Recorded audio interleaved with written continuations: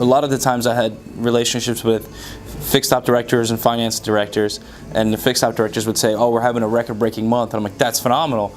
You're going to have, a great take-home pay, you did your job, you have a sense of fulfillment, sense of accomplishment. And he goes, yeah, but next year I got to break this month. Yeah.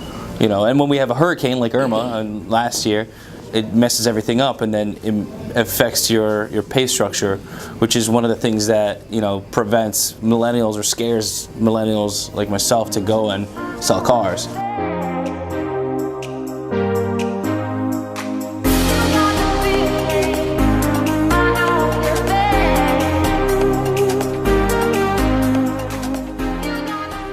What would you say to young kids who are hesitant to get in the industry?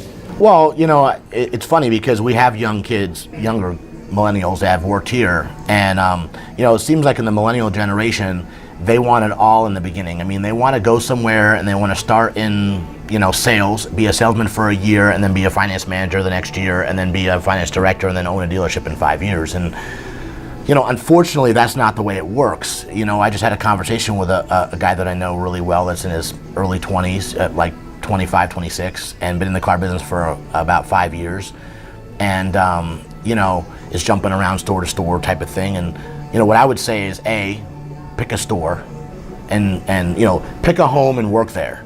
There's problems in every home, so you just pick a home that you can manage the problems. And just do your job. Put your head down and do your job.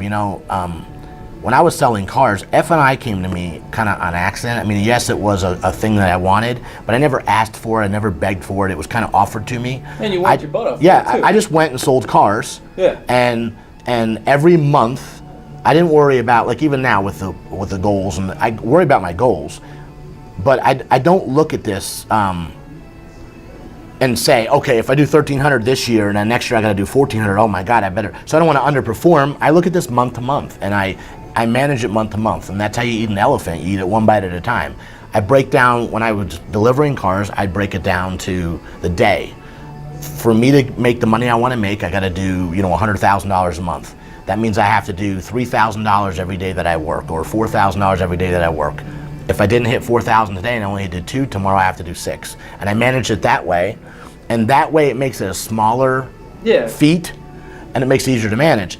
But what I would say to people that are getting into it now, young people, is, manage